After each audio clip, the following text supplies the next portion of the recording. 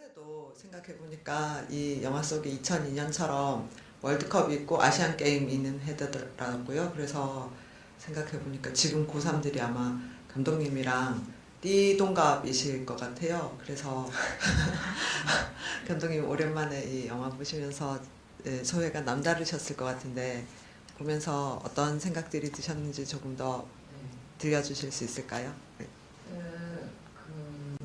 일단은 이게 이제 2003년도에 처음 상영했을 때는 이런 식의 사적 다큐멘터리가 그때만 해도 되게 많이 없었기 때문에 지금이라면 아마 나오지 않을 질문들을 좀 많이 받았었어요. 예를 들면 이거를 다큐멘터리라고 생각하느냐 이런 질문들도 많이 받아서 저 스스로도 막상 그렇게 질문이 오니까 아닌가? 약간 이런 생각이 들고 했었는데 지금은 이제 그런 것에 대한 건 없는데 확실히 어렸기 때문에 가능했던 이라는 생각이 들고요. 지금 보니까 그냥 제 자신에 대해서 많이 생각을 해서 이거를 하는 것보다 지금에서 내용적인 부분은 12년 전에는 지금 한국의 학생들에게 별다른 변화가 사회적으로 없다는 게 마음이 좋고 사실 작업을 찍어놓고 나서는 좀 수능 자체에 대해서 좀 까맣게 잊고 많이 살아서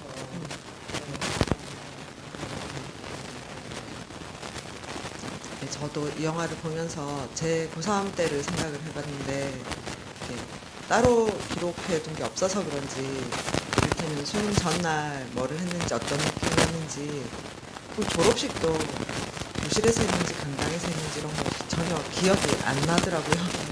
근데 이렇게 일종의 어떤 카메라로 찍은 일기를 할 수도 있는 이런 기록이 남아 있어서 그때 생각을 또 해보실 수도 있고 마지막에 또 크레딧이 나올 때는 2002년의 나에게 이런 말과 사진도 나와서 뭔가 제 마음에도 어떤 삶에 대한 다른 감각, 느낌 이런 게 와닿았었는데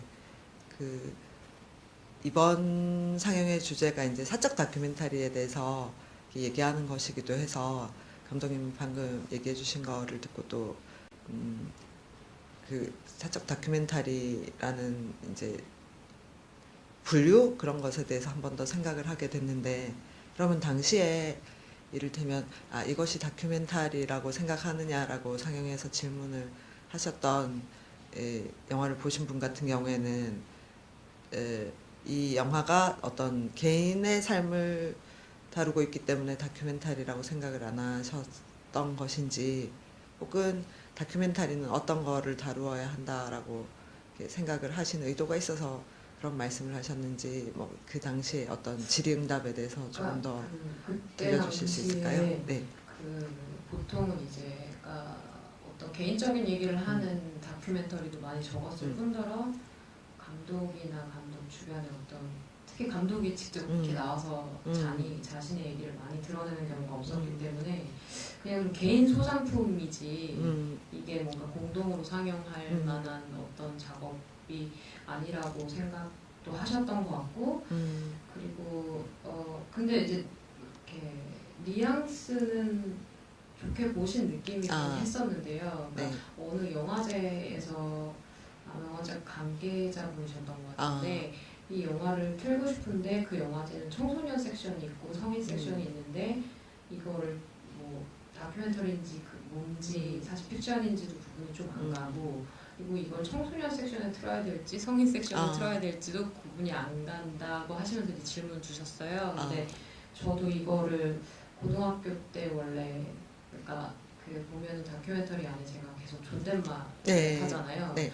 근데 그게 원래는 고등학교 1학년 때 이제 카메라가 처음 생겼는데 그때 마침 어떤 EBS 교육방송 프로그램에서 고등학생 아이들의 어떤 생활을 좀 직접 찍어서 하는 코너를 만들고 싶은데 연락이 온 거예요. 그래서 셀프 카메라로 좀 학교 생활을 좀 찍어서 하는 거를 해줄 수 있겠니라고 해서 맨 처음에 이제 거기에 맞춰서 카메라도 처음 생겼으니까 연습을 하면서 사실 이제 방송용으로 처음에는 좀 하다 보니까 말투가 존댓말로 붙었는데 그 다음에는 그 방송을 안 하게 됐는데도 그냥 기획만 있었고 안 하게 됐는데도 계속 입에 붙어서 이제 존댓말이 된 건데 그것 자체가 또 그러니까 저는 별로 의식이 없이 존댓말을 한 건데 나중에 이제 관객분들이 너무 의식을 해서 존댓말을 한 거 아니냐 그런 것도 있어서 오히려 제가 찍을 때 내가 어떤 다큐멘터리를 만들고 나를 담고 이런 거를 별로 분간을 안 하고 생각을 했는데 나중에 상영이 되고 나서 이제 피드백을 받으면서 오히려 아 이게 보는 사람들 불편할 수도 있고 다큐가 아니라고 느낄 수도 있고 그렇구나라는 걸 오히려 이제 완성이 되고 나서 더 많이 생각하게 됐던 것 같아요. 그러니까 만약에 제가 지금처럼 약간 보면서 너무 오글오글하다. 저는 이년의 나를 계라니 막 이런 멘트를 그렇게 생각을 했으면 저 당시에 저렇게 완성도 못했을 것 같고요. 근데 그때는 그런 아예 개념 자체를 안 갖고 있어서 그랬던 것 같다는 생각이 듭니다. 저도 이 영화를 보면서 제일 어떤 처음에 확 이렇게 크게 인지되었던 부분이 감독님이 방금 말씀해 주신 그 존댓말로 카메라를 향해서 아마 그 다른 사람과 마치 인터뷰를 하는 듯이 카메라에 혹은 뭐 카메라 창을 보고 얘기하신 거였을 수도 있을 텐데 존댓말로 얘기를 하시고 나레이션은 또 근데 이제 존댓말이 아니잖아요. 그래서 그 두 가지 차이 그게 처음 영화를 봤을 때 굉장히 많이 와닿았는데 이 존댓말이라는 설정이 그 처음에는 그 방송을 위한 거였다라고 하시지만 나중에 수능 보는 날 아침인가요? 굉장히 잠이 와서 정신이 없는 와중에도 거의 이렇게 비몽사몽간에도 그 존댓말이라는 설정을 지키면서 철저하게 얘기를 하는 거를 봤을 때 사실은 그 어떤 존댓말을 하는 장치라는 게 당시에는 굉장히 찍으시면서 중요하게 생각하셨던 것 같기도 해요. 그래서 그 방송을 안 하게 되었는데도 계속 존댓말로 말을 걸어야 되겠다라고 생각하신 계기 그런 게 있을까요? 저는 그런 설정이 불편하다기보다 굉장히 재밌는 설정이라고 생각했거든요. 뭔가 이렇게 이 영화를 보고 누가 또 그런 얘기를 인용하기도 한 걸 보기는 했는데 이게 그 카메라를 보고 말을 거는 게 자기 자신이지만 한편으로는 그게 거울이기도 하지만 또 다른 세계를 향해서 이렇게 다른 세계를 바라보는 창이기도 하다 뭐 누가 그런 얘기를 쓴 거를 본 기억이 언뜻 나는데 그래서 뭔가 좀 이 존댓말을 계속 하고 싶으셨던 이유가 사실은 좀 더 자세히 있을 거라는 생각이 들어요. 네. 처음에 그러니까 그 이제 존댓말을 하게 됐던 그 방송에서 얘기가 왔던 게 고등학교 1학년 때고 이제 이거는 고3이잖아요. 그러니까 사실은 뭐 처음에 일단은 입에 붙어서 그렇게 했는데 저는 이제 그 이후로도 계속 카메라에 혼잣말로 일기를 이제 많이 썼던 것 같아요. 그러니까 사실 지금은 뭐 굳이 얘기하진 않지만 누가 물어보면 충분히 할 수 있는 어떤 뭐 가족의 얘기라던가 제 개인의 생각이라던가 이런 것들을 그때는 눈치도 많이 보고 사실 해도 별반 상관없는 얘기인데 그냥 이제 안에 담고 있으면서 그게 너무 힘드니까 사실 카메라에 이렇게 얘기하면서 좀 마치 위안받듯이 그렇게 좀 기록을 많이 했었었어요. 그래서 사실 뭐 이제 이거를 원래 고등학교 3학년 때 수능 때가 되니까 영화를 찍는다고 카메라를 들고 다니는 건 좀 미친 짓인 것 같고 그래도 기록을 해두면 되게 좋겠다라고 생각을 하면서 기록을 한 건데 수능 한 50일 정도 남았을 때부터 아 이게 좀 다큐멘터리로 만들 수 있겠다고 해서 사실은 저를 넣을 생각은 안 하고 친구들만 넣을 생각으로 사실 인터뷰를 했던 건데요.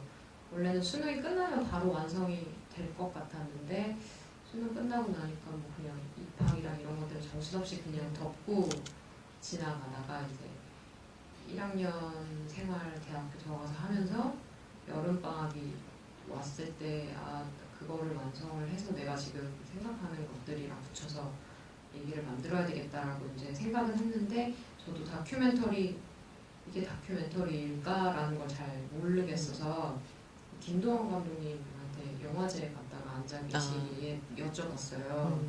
제가 이렇게 찍어놓은 게 있는데 이거를 만들어서 붙이면 이것도 다큐멘터리일까요? 라고 했더니 되게 웃으면서 네가 다큐멘터리를 너무 시상해거진 이유 팔고 이런 것만 봐서 그렇지 다큐멘터리가 굉장히 종류가 다양하고 그런데 그것도 충분히 다큐멘터리다. 네가 열심히 만들어서 완성하면 좋겠다라고 좀 그래서 뭔가 응원을 받은 느낌이라서 네, 그래서 좀 그럼 나도 열심히 저렇게 좋으신 감독님이 열심히 하라고 해주시니까 열심히 해야 되겠다 그러면서 이제 완성을 하면서 제 얘기를 또 제가 저를 올바른 방식은 아니었던 것 같지만 저를 되게 좋아했던 것 같아요. 그 좋아함이 올바른 방식은 아니었던 것 같은데 그래서 제 얘기도 되게 소중하고 막 그랬었으니까 같이 넣었던 것 같다는 생각이 들고 그래서 사실은 존댓말 쓰고 뭐 이런 것도 어떤 그런 말이 피드백을 받기 전까지는 그거에 대해서 크게 생각을 해본 적이 사실은 없었어요. 네. 그 김동원 감독님도 그 처음 우리가 아는 김동원 감독님 다큐 상계동 올림픽 찍으시기 전까지 충무로에서 조감독 생활을 하시다가 제 기억으로는 그 얼마 전에 돌아가신 정의루 신부님께서 이 철거가 올 것 같으니까 와서 좀 찍어달라 일종의 그 기록 혹은 그 공동체 내에서의 홈무비 개념으로 불려가서 이제 찍으시다가 이렇게 데이트도 못 가시고 그러다가 이제 평생 다큐멘터리도 하시게 되시고 나중에 거기에서 살게 되시면서 실제로 뭐 주민 대책위원장을 하신다든가 그런 삶의 변화까지 거꾸로 다큐멘터리에서 이제 온 변화들을 받아 안으셨다라는 이제 그런 얘기들을 들었던 게 기억이 나는데요. 근데 어쨌든 그거는 이제 성인이 되었을 때 선택이니까 훨씬 이게 자기만의 선택으로 결단을 내리기가 쉬운 상황이었을 것 같은데 이 영화를 찍으시던 2002년 고3 같은 경우에는 학교라는 제도 안에 그 미성년자인 고등학교 3학년 여학생이 있으면서 이렇게 계속 지속적으로 기록해 나가기는 되게 쉽지 않았을 것 같거든요.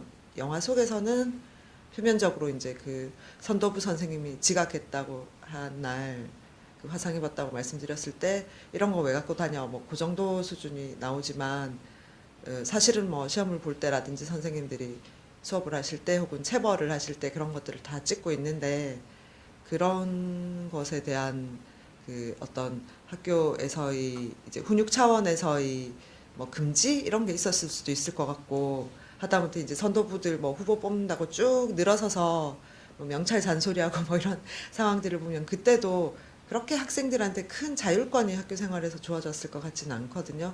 그리고 꼭 그 선생님들이나 그런 위계의 제도적인 문제만이 아니라 이제 친구들 사이에서도 그냥 가끔 초췌한데 머리 안 감는데 찍지 마 민망하다 뭐 그 정도 얘기가 나오지만 사실은 굉장히 예민한 뭐 시험 볼 때라든지 이렇게 뭐 운다든지 이런 상황들을 계속 기록하는 카메라의 언제나 이제 존재하고 있음 이런 것에 대해서 학교 안에서 어떤 뭐 항의라든가 체벌 불편해함 뭐 기타 등등 여러 가지 의견이나 상황이 있었을 수도 있을 것 같거든요. 그런 게 실제로 없었나요? 촬영 때 힘드신 점이 없었는지.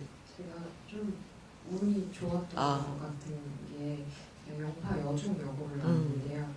중학교 때 어떻게 사실은 그냥 예부장한 아나운서가 되고 싶어가지고 방송반에 들어갔다가 그 방송반의 선생님이 이제 영화 제작하는 거를 본인이 꾸미셔서 이제 아이들한테 시키셨는데 그거의 재미에 들려서 이제 고등학교 때부터 혼자 작업을 하면서 이렇게 했는데 운이 좋게 상을 받아오니까 학교의 담임 선생님들이 대학을 갈 수 있는 여건이 얘는 됐다라고 생각을 하시니까 오히려 많이 배려를 해주셨어요. 되게 담임 선생님들이 좋으셨던 것 같아요. 그래서 그리고 친구들이 착했던 것 같아요. 뭐 이렇게 제가 학교에 카메라를 갖고 다니거나 이래도 뭐 잘난 척한다거나 이렇게 생각하지 않고 저라면 그렇게 생각을 했을 텐데 네, 그냥 그리고 이제 제가 항상 카메라를 뭐 그냥도 가져가서 찍고 뭐 밥 먹을 때도 찍고 매점 가서도 찍고 그냥 장난으로 계속 찍으면서 늘 갖고 다니니까 그런 테이프들 중에 일부인 거거든요. 저 기록이. 그래서 더 자연스럽게 그냥 그리고 설마 이런 걸 쓰겠나라고 생각을 했던 것 같고요. 그래서 오히려 이제 완성이 되고 나서 대학교에 들어가서 이제 친구들한테 연락을 해서 이렇게 돼서 완성이 됐는데 뭐 영화제 상영을 하게 돼서 연락을 했어라고 이러니까 애들이 언제 뭘 찍었었는지도 기억도 못하고요. 그리고 이제 뭐 이렇게 끝에 보면 나오는 성형수술을 했다거나 이런 친구들도 나와서 되게 당황스러워하고 화도 냈지만 그래도 네가 잘 돼서 좋다 이렇게 이해해준 친구들도 많이 있었고 그래서 그 당시에 그냥 그런 게 되게 생각보다는 스무스하게 넘어갔던 것 같아요. 오히려 지금 저한테 똑같은 상황에 가서 찍으라 그러면 저도 오히려 제가 겁먹어서 더 못 틀고 못 찍고 그랬을 것 같은데 그때는 수업 시간에도 그냥 책상에 가상자리에 올려놓고 빨간색 불만 안 들어오게 이렇게 테이프 같은 거 붙여놓고 몰카를 네, 하신 거군요. 그래서 앵글도 보면 그냥 이렇게 올려놓은 탭 찍어서 그리고 저는 좀 무계획적으로 찍어가지고 이렇게 생각을 하고 선생님을 찍었다기보다는 그냥 되게 많이 찍어놓은 것 중에 운 좋게 괜찮은 것들이 들어간 거라서 생각보다 그렇게 어렵지 않았던 것 같습니다. 실제로 영화를 보고 나서 오히려 그런 이제 반응들이 있었다라니까 좀 전체적인 상황이 이해가 가는데 뭐 찍으신 장면 중에서 예를 들어서 저는 한문 선생님 계속 이렇게 똑같은 얘기 반복하시는 수업 장면 처음 봤을 때 정말 너무 재밌고 웃겨서 진짜 한참 폭소에 배가 아플 정도로 웃었던 기억이 있거든요. 그래서 사실은 이렇게 못 쓰신 편집에서 빠진 장면들 중에서도 굉장히 좀 재밌는 에피소드가 많을 거라는 생각도 드는데 이 편집하는데 사실은 그렇게 테이프 소스가 많으셨으니까 더 힘드셨을 것 같아요. 실제로 그러면 편집 기간은 어느 정도 가지고 작업을 하셨어요? 대학 가서 작업하신 거라고 하니까. 대학 가서 한 5월 달 뭐 이쯤부터 생각을 하면서 학기가 끝나기 전까지 계속 테이블을 좀 봤던 것 같고요. 사실 정확하게 기억하고 있지 않은데 12년이 지나서 그죠. 그리고 방학 석 달 동안 이제 내내 편집 여름방학 때? 네, 여름방학 때 내내 편집을 해서 여름방학 거의 끝나기 전에 겨우에 맞췄던 것 같아요. 그래서 그리고 이제 그 전에 테이프보다는 그냥 딱 50일부터의 테이프만 다 써놨었기 때문에 그때부터 보고 이제 기억했던 것 중에 이런 게 들어갔으면 좋겠는데 그 안에 없는 건 사실 이제 앞에 있는 장면이나 이런 것들을 쓴 거는 있을 것 같고요. 뭐 학교의 어떤 수업 장면이라든가 이런 거는 썼는데 그런 건 있을 것 같고 그랬던 것 같습니다. 그러면 거의 매일 하루에 테이프 하나꼴로 일기처럼 기록을 하시고 뭐 정리를. 지금 테이프 보면 D-50, D-40 이런 식으로 써 있어요. 졸업식 뭐 이렇게 해서. 그래서 뭐 이렇게 기간 뭐 하루에 얼마를 찍겠다 이런 건 없기. 정말 무계획으로 찍어서 그냥 이날은 이건 좀 찍어야 되겠다 싶으면 찍었던 것 같고요. 네, 그래서 쓸데없는 것도 되게 많고 또 오히려 중요한 거를 찍지 못한 것들도 아마 있을 거고 결국에는 그냥 그 안에서 추려진 것 같아요. 그래서 사실은 아무래도 어릴 때니까 더 친한 친구한테 집중을 해서 찍는다던가 그런 친구를 하는 것도 뭔가 이 친구의 개성이나 이런 걸 생각해서 막 계산해서 찍기보다는 그냥 가까운 친구들을 찍기 마련인데 그러면서 이제 뭐 주인공이 바뀐다던가 그런 것도 있었을 것 같고요.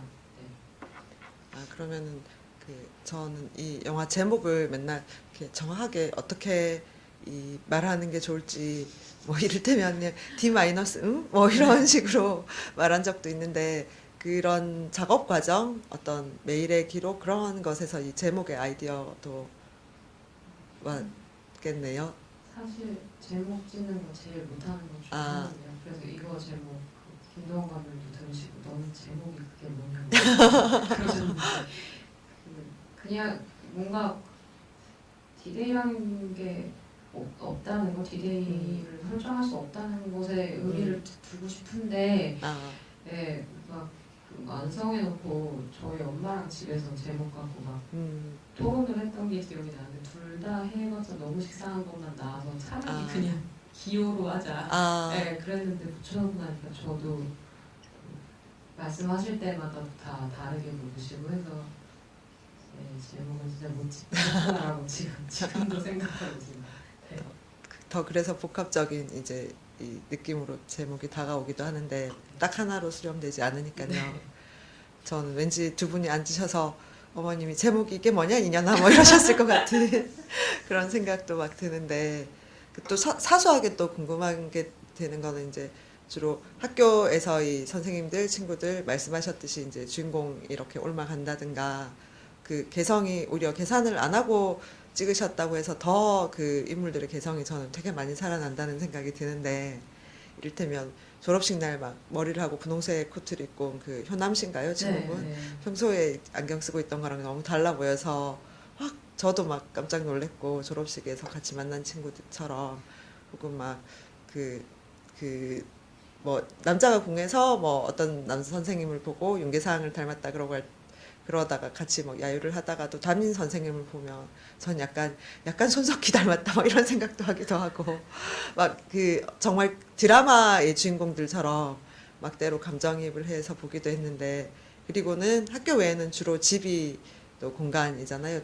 주로 두 무대인데 이제 어머님이나 그 이게 동생의 개성은 굉장히 이렇게 많이 이렇게 확 느낄 수가 있어서 지금은 그 유원진 씨, 네, 다요 동생분도 맞아요. 이제 20대 청년이 됐을 것 같아서 상상을 못 하겠는데 너무 귀엽다. 얘기 한마디 할 때마다 어쩜 저렇게 엉뚱할까. 막 그리고 그림 편지 줬을 때는 정말 귀엽고 막 개성 있다. 너무 진짜 안아주고 싶다. 막 저도 그런 생각이 들 정도로 오히려 계산을 안 하셨다라고 하니까 그 캐릭터들이 더 현실의 캐릭터들이라서 생명력이 있기 때문에 그렇겠지만 정말 잘 살아나고 재밌고 이제 그분들한테 흠뻑 빠졌었는데 유일하게 이건 되게 사소한 건데 아까도 말씀드렸지만 그 집에 다른 식구들은 다 나오는데 아버님은 딱 한번 목소리만 그 수능 시험 치기 전날 밤인가요? 성당에 이제 시험 잘 보러 기도하러 갈 때 뭐 우리 딸이 공부를 안 해서 어차피 뭐 이런 얘기 하실 때 이렇게 목소리만 잠깐 나오고 운전하시는 뭐 뒷모습이 나오는 것도 아니고 맨 끝에 크레딧에 가족 사진만 잠깐 나오잖아요.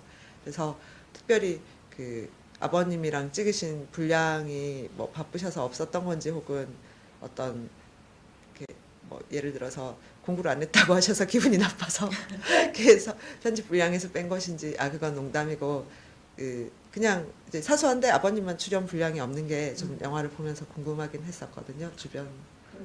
이 질문을 예전에 이제 네. 이 영화를 처음 만들고도 한 번, 두 번 정도 받았었는데요. 사실 그때는 그냥 대충 얼버무리고 그랬었는데 생각이 어렸어서 정리가 안 되고 제가 아버지를 원래 어릴 때 좀 잘 안 찍었었어요.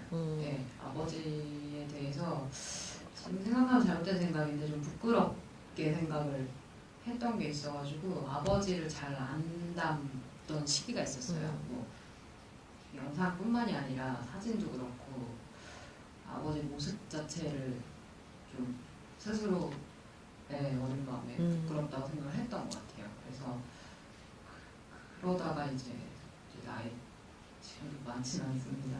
나이가 좀 먹고 제 생각이 정리가 되고 그러면서는 이제 내가 그랬구나라는 제 태도에 대해서 이제 알게 된 건데요. 그러니까 네, 그래서 아버지를 실제로 담아둔 영상이 별로 없고요. 네, 그러면서 뭐 그거를 이제 여기에 그런 드러내야 된다거나 이런 생각도 이제 전혀 안 했었을 거고, 네, 그래서 아버지가 없고 제가 이후에 만들고 있는 게 있고 지금 완성이 거의 다 된 게 있는데 거기에는 아버지가 좀 나오실 겁니다. 이번에도 그러면 어떤 그 이른바 사적 다큐멘터리라고 얘기할 수 있는 주변 분들과 같이 하신 작업인가 보죠? 네. 어떻게 하다 보니까 그렇게 되는 거예요. 그래서 정리가 그러니까 지금 이제 이 작업을 할 때는 아예 생각이나 개념이 없었고요. 지금 완성하고 있는 작업을 하면서 사적 다큐멘터리에서 이제 나를 드러내는 거, 내가 나를 찍는다는 거 그런 거에 대해서 시간이 그러니까 제가 20살 때 이제 순사이 끝나가면서 어떤 다큐를 찍어야 되겠다고 생각을 해서 주변을 기록을 하기 시작했는데 거기에 이제 그때도 제가 되게 제 스스로 소중했어서 저를 이제 담아서 어떻게 하다 보니까 제 얘기가 되게 중요해진 어떤 다큐를 계속 기록을 하게 됐어요. 근데 그거를 이제 몇 년이 지나서 정리를 해야 되겠다고 생각하고 이제 다시 돌려보기 시작하니까 저를 담아둔 제 모습이 굉장히 되게 다른 느낌으로 다가와서 불편하기도 하고 막 노력을 하기도 하고 인정하고 싶지 않은 것도 되게 많고 그래서 그렇게 되면서 이제 뭐 여러 가지 그러니까 저뿐만이 아니라 제 태도가 어땠는지 뭐 예를 들면 아버지를 보는 게 어땠는지 뭐 그런 게 돼서 그게 정리가 되는데 시간이 좀 생각 정리를 하는데 오래 걸려가지고 최근에 끝내고 있는 일이에요. 네. 그래서 기대가 큽니다. 보면 저희 한 가을쯤엔 볼 수 있을까요? 가을이나 겨울에 아마도. 네, 근데 이게 막 내용이 생각만큼 훌륭하지 못해서 개인적으로는 드리면 보실 수는 있는데 어디서 상영이 되거나 그럴지는 잘 모르겠어요. 그리고 그 동생분은 혹시 더 나이가 드셔서 이 영화 보신 적이 있을까요? 내가 어릴 때 이랬나 뭐 그런 얘기 하던가요 혹시? 네, 동생은 지금 저기서는 저한테 수업 못한다고 혼났는데 저가 공부를 더 잘하게 성장했고요. 이제. 네, 지금 21살인데 12월에 군대 가고요. 아이고. 근데 저 때를 동생이 보는 거를 별로 좋아하지 않아요. 저 같아도 그럴 것 같아요. 좋아하지 않아가지고 그냥 제가 오늘 들러 상영한다고 얘기하니까 네. 너 혹시 가서 볼래? 너 어렸을 때 보고 싶지 않니? 이렇게 네. 얘기하니까 혼자 가서 잘 보고 오라고 다시는 보고 싶지 않다. 동생이 되게 착취당했다고 생각하기 때문에 그 마음도 약간 이해가 가긴 합니다. 저 캐릭터를 이렇게 유지하는 이제 근데 지금은 뭐 좀 성격은 다른 청년일 거라고 상상이 되기도 하는데 군대를 건강히 다녀오라고 이렇게 다들 영화를 본 사람들이 인사를 전하더라고 전해주시면 좋겠습니다. 네. 그 객석에서도 궁금한 점이나 영화 보시고 나서 꼭 질문이 아니라도 같이 나누고 싶으신 의견이나 얘기도 있으실 것 같은데요. 네, 손 들어주시면 마이크가 가도록 하겠습니다. 네. 없으신가요, 아직? 네, 저기 맨 뒤에 관객 손 들어주셨는데요.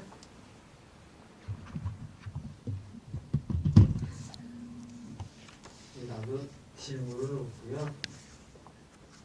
소감이 조금 객석은 많은데 관객이 너무 작아가지고 혼자만처럼 보는 것처럼 보이네. 그래도 오히려 작아서 더 이제 다정한 분위기일 수 있으니까 말씀 편하게 해주시면 좋겠습니다. 네. 혼자만처럼 하는 것처럼 느끼니까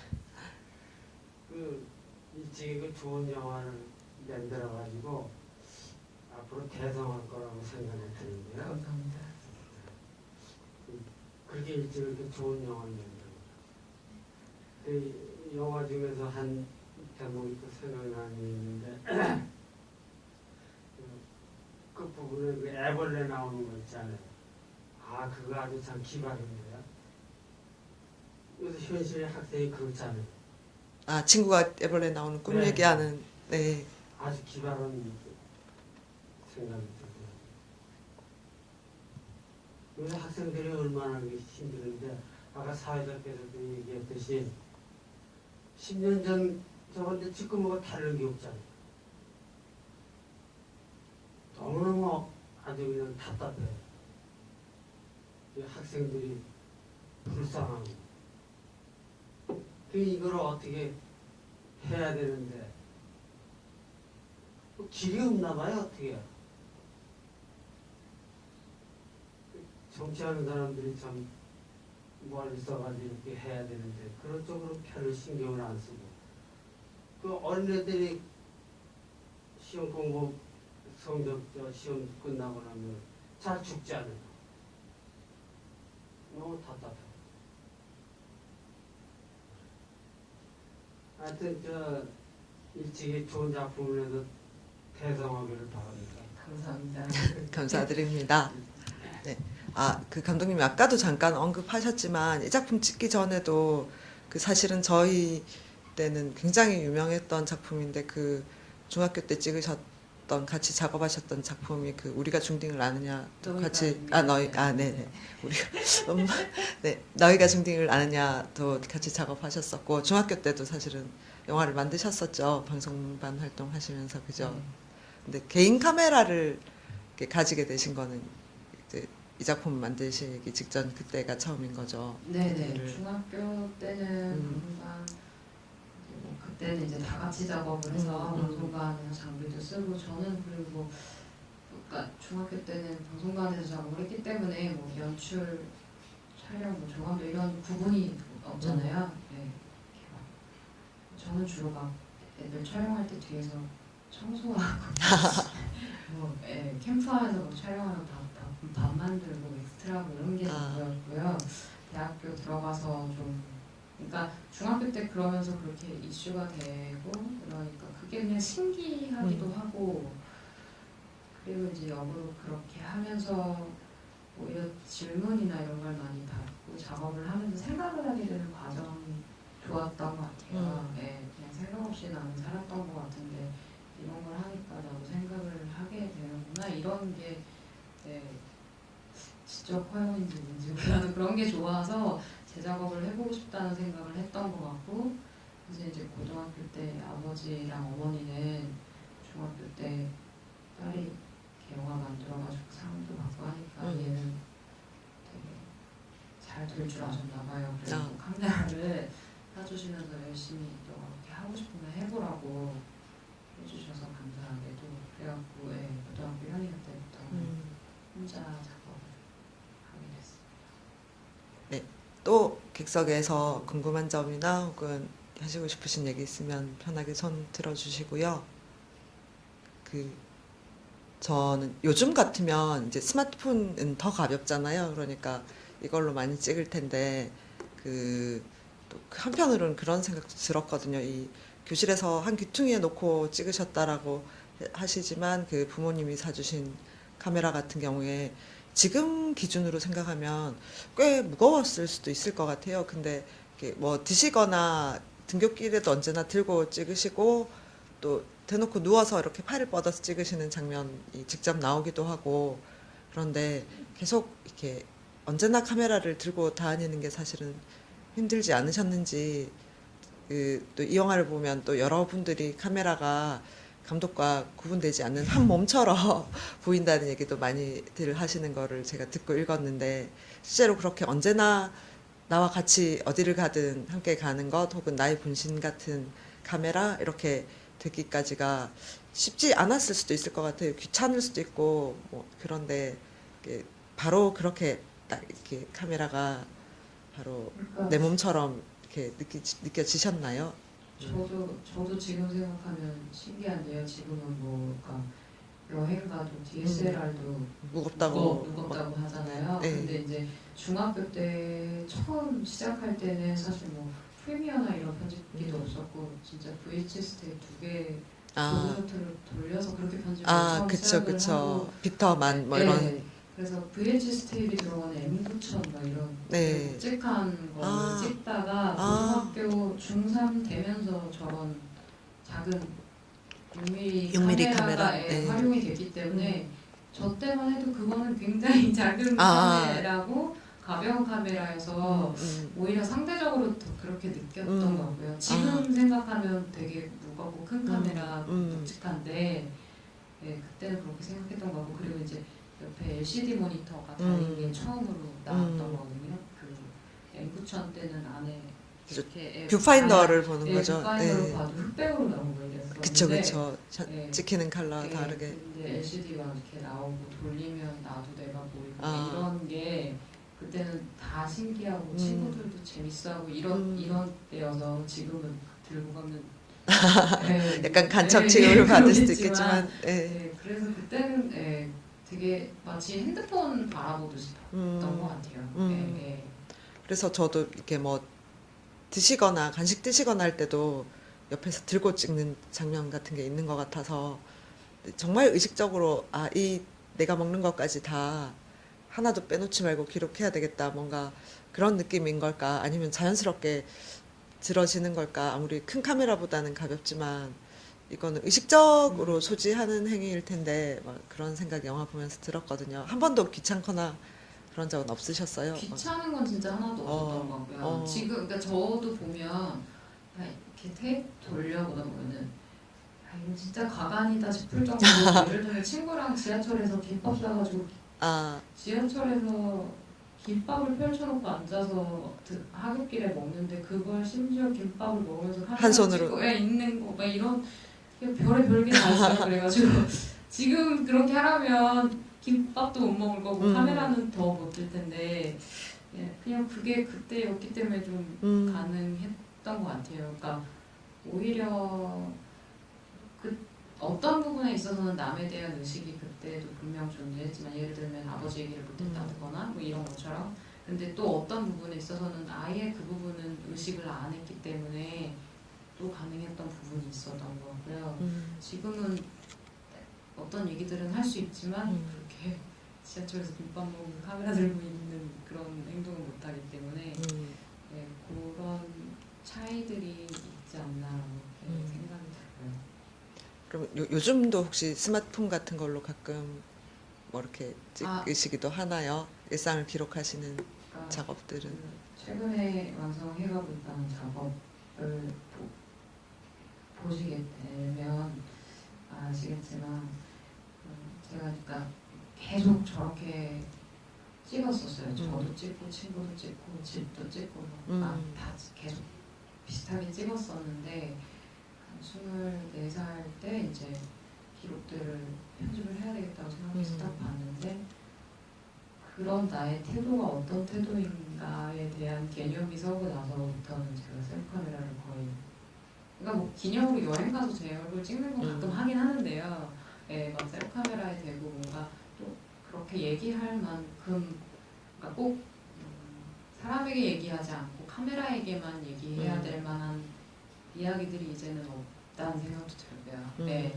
그래서 지금은 그렇게 셀카메라를 찍진 않고 근데 또 한편으로는 그런 게 개인적으로 좀 아쉽다는 생각을 했어요. 왜냐면 이게 어쨌건 누구를 보여주기 위해서 찍는 게 아니고 그때도 누구한테 보여주려고 사실 찍은 것만은 아니고 그냥 이제 그때는 제 삶이 대단히 소중하다고 생각해서 기록을 했던 거고 또 운이 좋아서 어쨌건 보여드릴 수 있는 게 됐던 건데 지금 그 태도가 너무 그렇다고 해서 제가 전혀 그런 기록을 안 남기는 것 또한 뭐가 맞을까 이런 생각도 또 들긴 하더라고요. 이제 너무 안 찍게 되니까 그래도 이제 어느 순간에는 그래도 좀 그냥 사진 찍어 놓듯이 기록이 좀 있으면 그러니까 제가 사적 다큐멘터리를 이거를 완성하고 나서 이제 이렇게 질문도 많이 받고 제 작업도 그런 분류에 속하다 보니까 더 많이 찾아서 보고 이렇게 하게 되는데 보다 보니까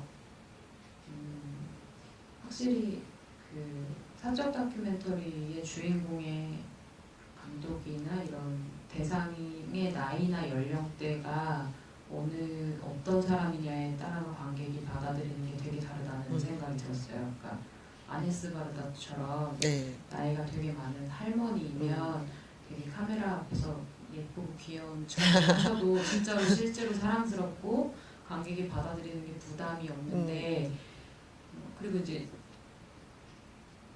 저처럼 고등학생이거나 아예 어린 친구면 또 사적 다큐멘터리라고 해도 뭔가 귀엽다라고 생각을 하는 부분이 있는데 이제 이게 20대, 30대, 40대의 여성이 자기 몸이나 자기 어떤 이야기를 카메라에 대고 계속적으로 하는 것은 관객이 확실히 부담스러워한다라는 생각이 들더라고요. 어떤 선을 잘 지키지 못하면 그래서 저는 이번에 그냥 살면서 생각날 때마다 찍어두다가 나중에 할머니가 되면 그때나 뭐 사적 다큐멘터리를 만들면 그때는 좋을 수도 있겠다 뭐 이런 생각을 최근에 좀 해본 적이 있어요. 그러고 보니까 그 아네스 바르다 감독님 영화 중에서 마지막으로 봤던 아네스 바르다의 해변 그 영화에 보면 아주 젊었을 때 20대 때 막 작그듬이 처음 만나고 막 이런 화면들도 나오는데 좀 우리가 시간이 흐르면 유소라의 해변 그런 영화들도 만날 수 있게 되지 않을까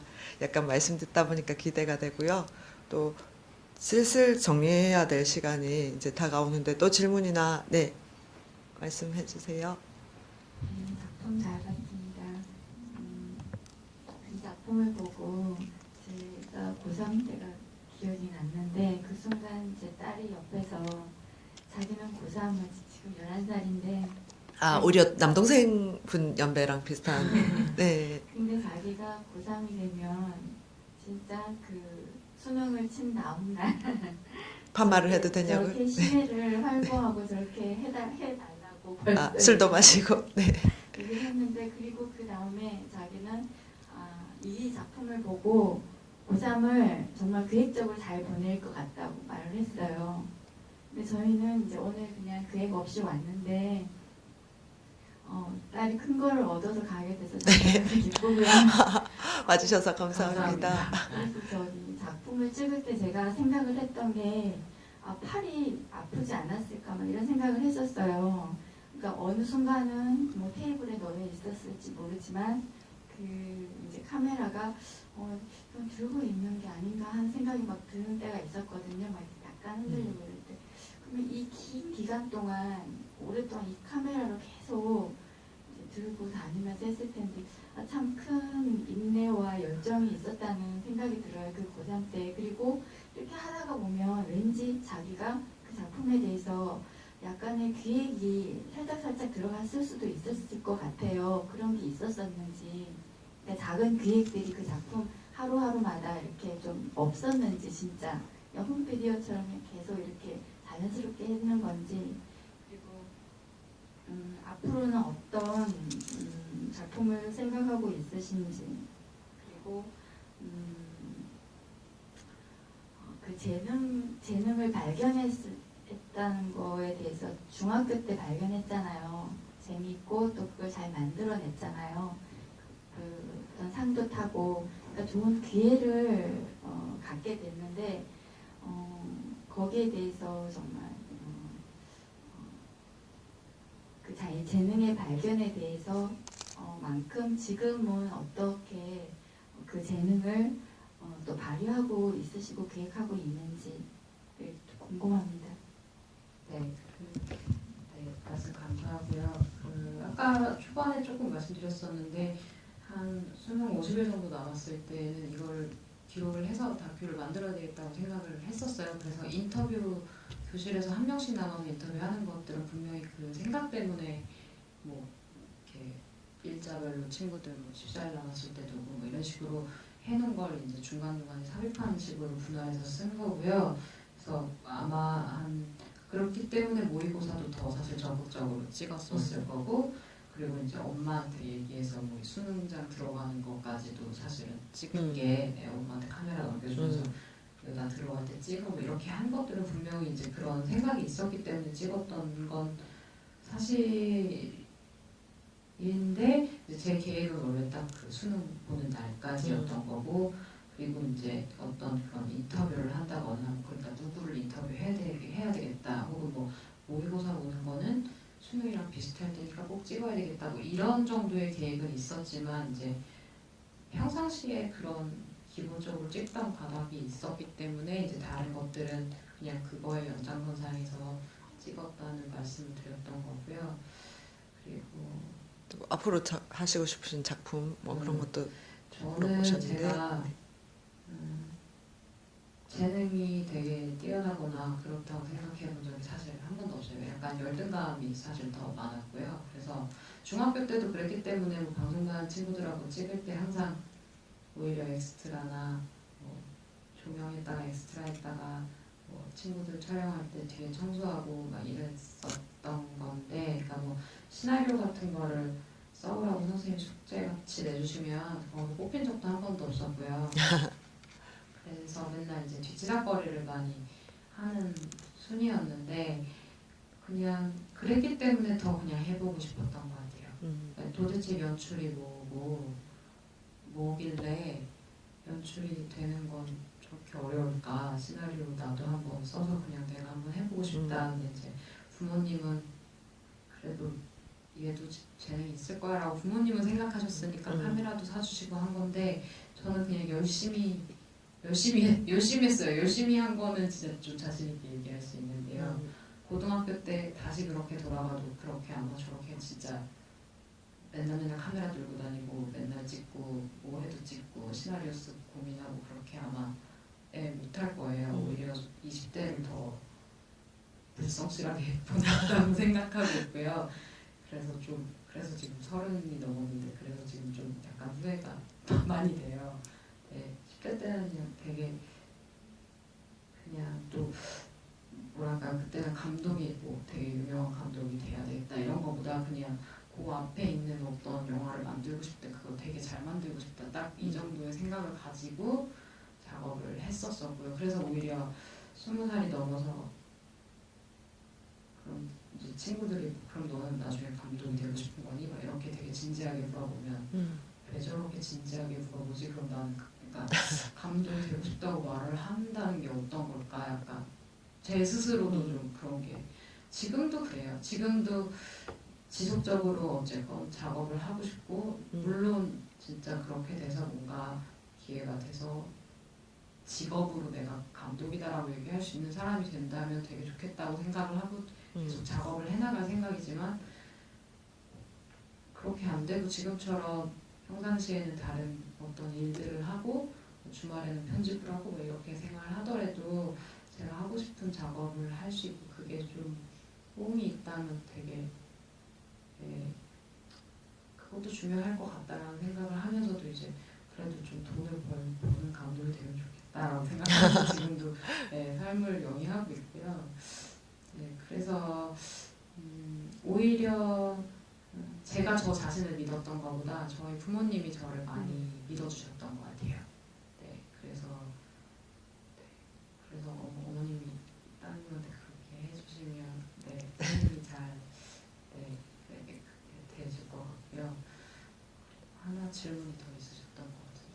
네, 그 재능하고 앞으로의 작품 뭐 그 얘기를 대략 겸해서 해주신 것 같은데 이번 바로 찍고 곧 마감하게 되는 작품 얘기는 좀 해주셨고 또 다른 기획이나 하고 싶으신 프로젝트들 이런 것도 혹시 있으시면 그러니까 지금 이제 완성하게 되는 게 사실 20살이 끝날 때부터 기획을 해서 시작을 했다고 말씀드렸는데 아마 굉장히 성실하게 그 작업에 임했으면 벌써 끝났을 작업인데 그러지 못했기 때문에 사실 길어졌어요. 그래서 그걸 제 스스로도 가장 잘 알고 있기 때문에 좀 어디서 사용될지 모르겠다고 이렇게 말씀을 드리는 건데 그랬다고 생각이 들어서 좀 앞으로는 짧은 시간 안에 저도 뭔가 아웃풋을 내는 사람이 돼야 되겠다라는 생각을 작업을 마무리하면서 많이 해서 계속 아마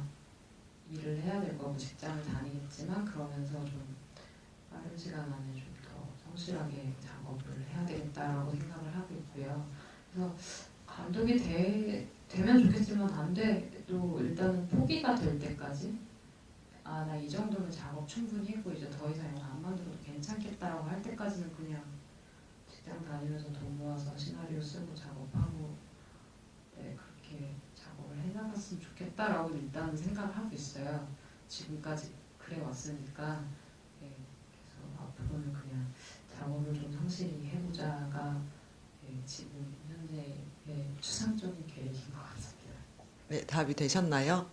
네, 저는 더 나가서 이렇게 개인적으로 같이 와주신 따님이 그 훌륭한 계획적인 고3 보내기도 했으면 좋겠지만 그때가 되면 또 다른 관객분께서 말씀해 주신 것처럼 이렇게 저렇게 힘든 고3 생활을 안 해도 되는 뭔가 다른 교육 시스템 이런 게 되면 더 좋겠다라는 좀 생각도 해보는데요. 어쨌든 네, 잘 하실 거라고 생각이 들고요. 네, 그 사소한 질문인데 또 감독님 얘기하시는 거 듣다 보니까 또 창작자로서 혹은 다큐멘터리 제작자로서의 삶 혹은 지향 이런 거에 대해서도 잠깐 생각하게 됐는데 그때 문득 이제 떠오른 이미지가 감독님 고등학생 때 감독님 방에서 볼 수 있었던 영화 포스터들이었는데 제가 보니까 그 민병훈 감독님 벌이 날다가 있었고 또 자크 드와용인가요? 보네트 네. 옛날에 저도 막 좋아했던 영화인데 큰 포스터가 있어서 문득 그냥 그런 생각이 들었어요. 지금 감독님 방에 또 혹시 포스터가 걸려 있을까? 왠지 지금은 포스터가 바뀌었을 것 같은데 뭐 색이 바랬을 수도 있고 지금 만약에 포스터가 감독님 방에 걸려 있다면 어떤 영화 포스터가 있을까? 그게 문득 궁금해졌어요. 네.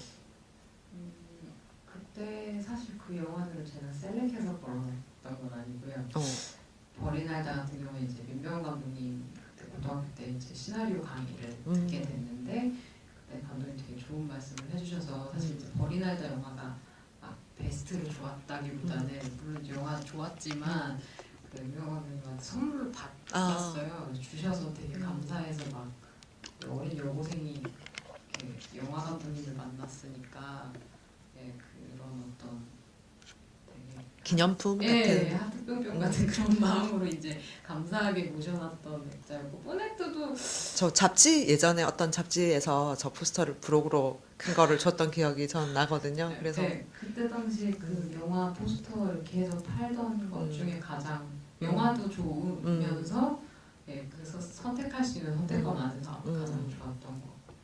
지금은 네, 지금 영화가 딱 붙어 있는 게 없고요. 네, 베스트 영화나 이런 거를 잘 좋아하는 영화 워낙 많아서 잘 못 보기 때문에 아마 지금 포스터를 꼽으라 그러면 디자인을 제일 많이 보고 뽑을 거라고 생각을 합니다. 네, 저도 20대까지는 생각해보니까 방에 영화 포스터들 붙여놨었는데 생각해보니까 30대가 되면서 사라졌던 것 같네요. 네. 또 객석에서도 마지막으로 궁금한 점 혹은 그 꼭 질문이 아니어도 아까 말씀해주신 소감처럼 얘기해 주실 게 있으면 네, 여기 손 들어 주시겠어요?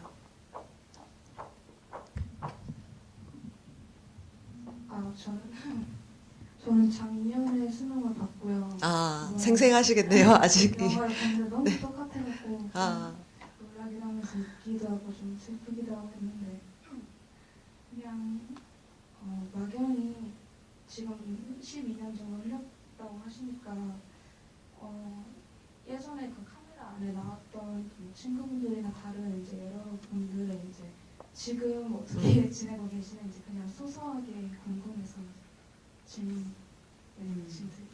네, 저도 그것이 굉장히 궁금했었는데 이심전심인가 봅니다. 네. 이 친구들 중에 한 명은 이제 지금 후에 만든 거에도 계속 나오는 친구가 있어요. 그래서 그 친구 얘기는 보시게 될 수도 있으니까 이 얘기를 또 사실 나머지 다른 친구들 중에 뭐 효남이나 보셔서 아시겠지만 공부를 잘하게 생겼고 공부를 잘했던 친구들은 실제로 좋은 대학에 가서 안정적인 삶을 살고 있고요.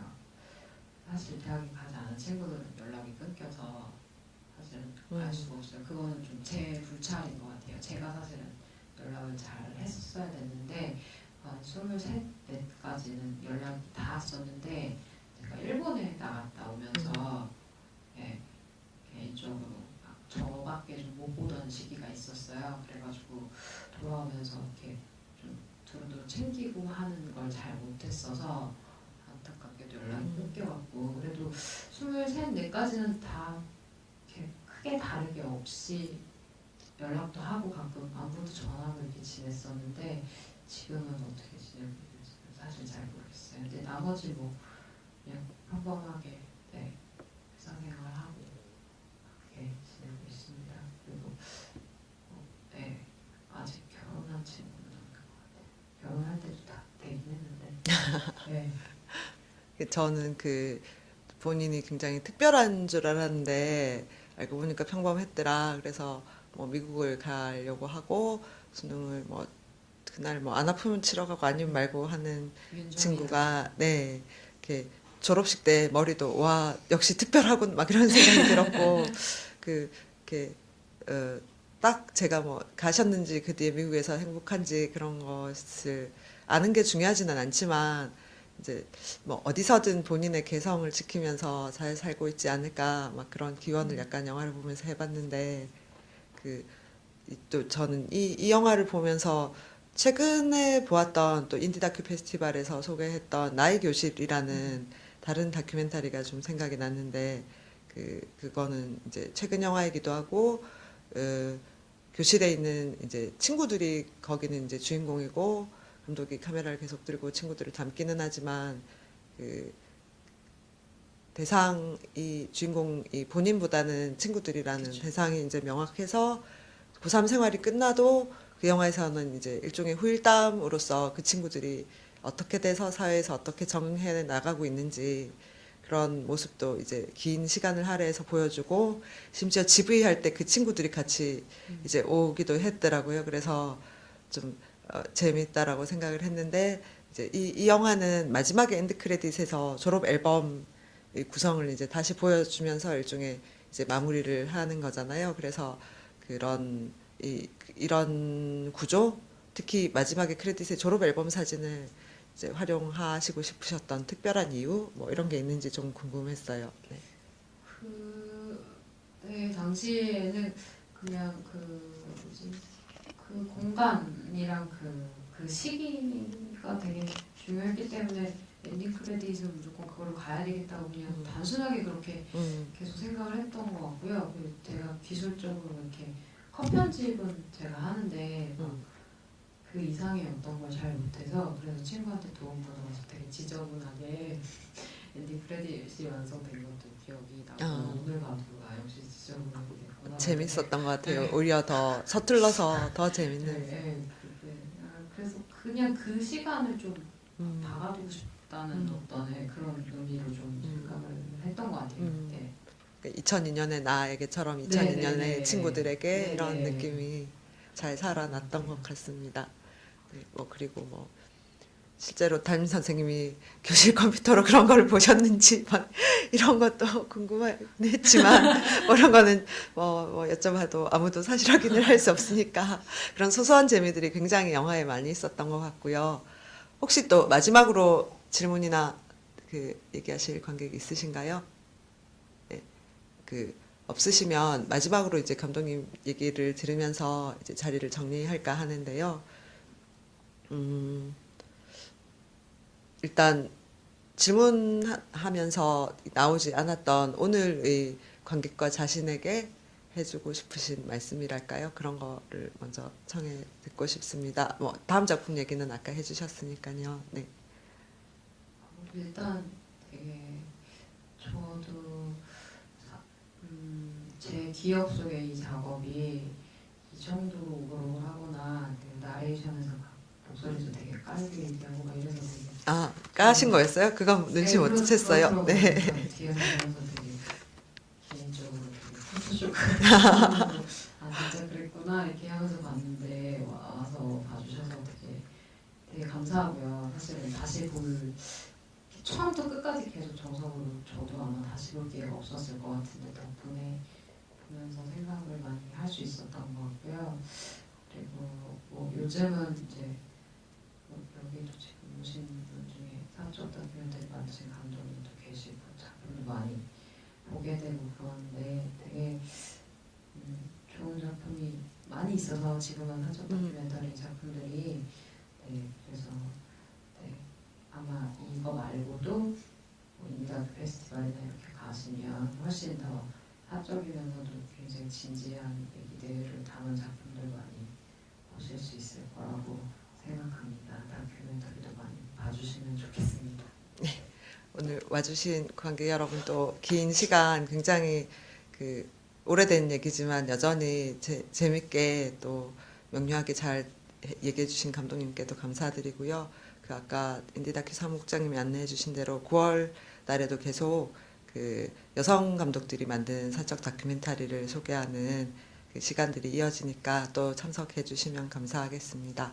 네, 그러면 안녕히 돌아가시고요. 광복절에 와주셔서 다시 한번 감사드립니다. 안녕히 돌아가세요. 감사합니다.